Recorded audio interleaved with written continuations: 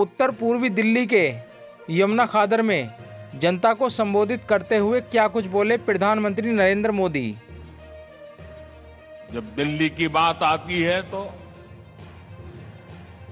किसी ने 14 साल राज किया, किसी ने 11 साल राज किया, फिर भी वही जाम, वही गंदगी, वही टूटी फूटी सड़कें, गलियों में बहता गंदा पानी, वही जल भराव, वही प्रदूषण।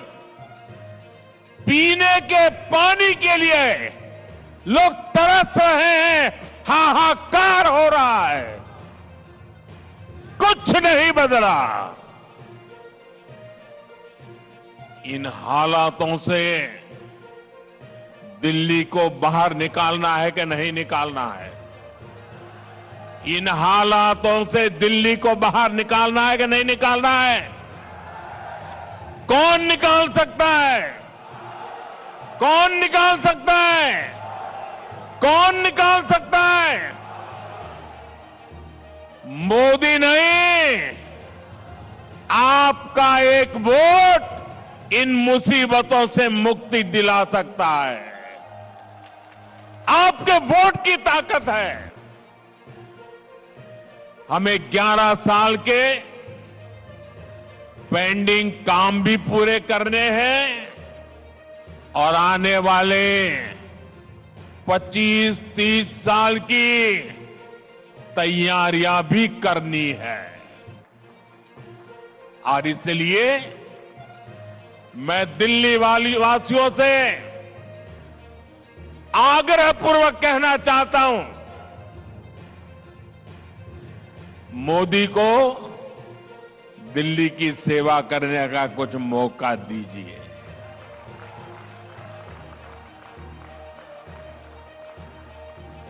देश भर में मैं बहुत कुछ कर पाया हूं, दिल्ली में आपने मुझे सेवा करने का अवसर नहीं दिया। आपने 25 साल कांग्रेस भी देखी, आपदा भी देखी, अब एक बार कमल को भी देख लीजिए। मुझे सेवा करने का अवसर दीजिए। और मैं दिल्ली वासियों को कहता हूं, जैसे एक परिवार का मुखिया अपने परिवार का ख्याल रखता है, मैं दिल्ली वासियों एक परिवार के सदस्य के नाते आपका ख्याल रखूंगा। आपके सपने मेरे सपने होंगे। आपके सपनों को पूरा करने के लिए मैं अपना समय, शक्ति, बुद्धि, जो कुछ भी है आपके लिए खपा दूंगा। आपदा वालों ने दिल्ली को पानी माफिया के भरोसे छोड़ दिया है। इन लोगों ने 3 चुनाव में यमुना जी की सफाई के नाम पर वोट मांगे। आज कह रहे हैं, और बेशर्मी देखिए अब कहां तक पहुंच गए। अरे भाई, यमुना जी से तो वोट थोड़ा मिलता है, हम यमुना जी की सफाई नहीं करेंगे। बेशर्मी से ये कहने की इनकी हिम्मत, ये चौंकाने वाला चरित्र है जी। बेशर्मी है, बेईमानी है, बदनीयती है। ये दिल्ली वालों को पानी के लिए तरसाना चाहते हैं। ये चाहते हैं कि हमारे पूर्वांचली साथी हर साल गंदगी में ही छठी मैया की पूजा करें। साथियों, अपने राजनीतिक स्वार्थ में आपदा वालों ने एक और घोर पाप किया है और ये पाप कभी भी माफ नहीं हो सकता है। इतिहास भी कभी माफ नहीं करेगा। आज भले आपके चेले चपाटे बात को दबा देने की कोशिश करते हो, भले आज आपकी इकोसिस्टम आपके इस पाप पर कपड़ा ढांकने की कोशिश कर रही हो, लेकिन देश नहीं भूल सकता, दिल्ली नहीं भूल सकता, हरियाणा का एक एक बच्चा नहीं भूल सकता। दिल्ली के एक पूर्व मुख्यमंत्री ने हरियाणा के लोगों पर घिनौने आरोप लगा दिए हैं। हार के डर से आपदा वाले बौखला गए हैं। आप बताइए, हरियाणा के लोग दिल्ली से अलग है क्या? क्या हरियाणा वालों के परिवार, बाल बच्चे, नाते रिश्तेदार दिल्ली में नहीं रहते क्या? क्या हरियाणा के लोग अपने ही बच्चों के पानी में जहर मिला सकते हैं क्या? हरियाणा का भेजा यही पानी दिल्ली में रहने वाला हर कोई पीता है। पिछले 11 साल से ये प्रधानमंत्री भी वही पानी पीता है।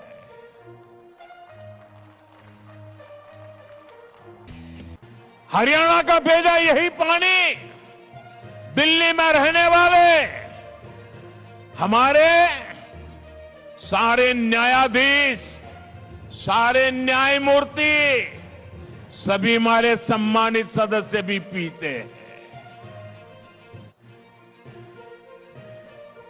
जो विदेश की एम्बेसियां हैं, दुनिया भर की एम्बेसियां हैं, वो भी वही पानी पीते हैं। गरीब के घर के आसपास भी वही पानी होता है। क्या कोई ये सोच सकता है क्या कि मोदी को जहर देने के लिए हरियाणा बीजेपी की सरकार ने पानी में जहर डाल दिया? क्या बोल रहे हो? क्या देश के न्यायाधीशों को जहर पिला करके मारने का षड्यंत्र चल रहा था क्या? क्या बोल रहे हो? मेरे दिल्ली वासियों, गलती माफ करना वो भारत के नागरिकों का उदार चरित्र है, लेकिन जानबूझ करके बदिरादे से पाप करने वालों को न दिल्ली कभी माफ करता है, न देश कभी माफ करता है।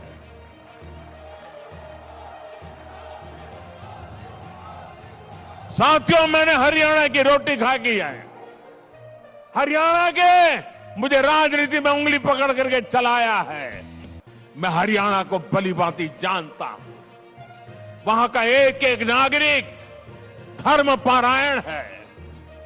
अनेक घरों में सुबह यज्ञ होता है। ऐसा सात्विक जीवन मैंने हरियाणा में देखा है। वे देशभक्ति से भरे हुए लोग हैं। कोई परिवार ऐसा नहीं होगा जिसका बेटा सीमा पर मां भारती की रक्षा न करता हो। क्या ऐसे लोगों को जहर पिलाने वाले ऐसे आरोप लगा दो आप? अरे ये देश तो ऐसा है, पशु पक्षियों तक को पानी पिलाता है, कभी उनको नुकसान नहीं पहुंचता है। और ये आपदा वाले कह रहे हैं कि हरियाणा वाले दिल्ली के पानी में जहर मिलाते हैं। ये सिर्फ हरियाणा का अपमान नहीं, ये भारतीयों का अपमान है, हमारे संस्कारों का अपमान है, हमारे चरित्र का अपमान है। ये वो देश है जो पानी पिलाना धर्म माना जाता है, जहां पियाऊ रखने की परंपरा है। इस देश में ऐसे लोग हो गए जिन्होंने खुद का घर नहीं बनाया, कि गांव वालों के कुआं खोदा या वावड़ी बना दी। इस देश में देश के वासियों को ऐसा झूठा आरोप लगाते हो। चुनाव हारने का ऐसा डर कि कुछ भी बोलो। मुझे पक्का विश्वास है ऐसी ओछी बातें करने वालों को दिल्ली इस बार जरूर सबक सिखाएगी। इन आपदा वालों की लूटिया यमुना जी में ही डूबेगी। आपदा वालों की नीयत ही काम करने की नहीं है। पिछले 5 साल में दिल्ली विधानसभा सिर्फ 70-75 दिन चली है। ये दिल्ली विधानसभा के इतिहास का सबसे कम कामकाज रहा। इस दौरान दिल्ली में समस्याएं बढ़ी, लेकिन कानून सिर्फ 14 पास हुए। 5 साल में 14 कानून, इनमें से भी 5 कानून उनके जो विधायक हैं ना, उनकी सैलरी और पेंशन तो तय करने के लिए रहे। 5 यानी आपदा वालों को दिल्ली की आम जनता की समस्या से कोई लेना देना नहीं है। दिल्ली की समस्याओं के समाधान ढूंढने के बजाय इन्होंने विधानसभा के पवित्र मंच को, लोकतंत्र के मंदिर को गाली गलौज के लिए इस्तेमाल किया। साथियों, भारतीय गणतंत्र के 75 साल पूरे होने का जोश पूरे देश में है। 26 जनवरी को कर्तव्य पथ पर देशभक्ति की झांकी देश ने देखी। भारतीय सेना की दहाड़ आसमान तक गूंज रही थी। आज भी शाम को बीटिंग रिट्रीट में हमारी सेनाओं का कौशल दिखाई देगा, लेकिन हमें नहीं भूलना है, इसी दिल्ली में आपदा पार्टी ने सेना के पराक्रम पर सवाल उठाए थे। इन लोगों ने विधानसभा सत्र बुलाकर हमारी बहादुर सेना से सर्जिकल स्ट्राइक के सबूत मांगे थे। आपदा वालों ने हमारे सैनिकों की वीरता का अपमान किया था। आज दिल्ली के लोगों से मैं कहना चाहता हूं, मां भारती से विश्वासघात करने वाले ऐसे लोगों को सजा देने का मौका है 5 फरवरी। आपका एक वोट उनको सजा दे सकता है। आपदा वालों को इस चुनाव में जरूर सबक सिखाना है।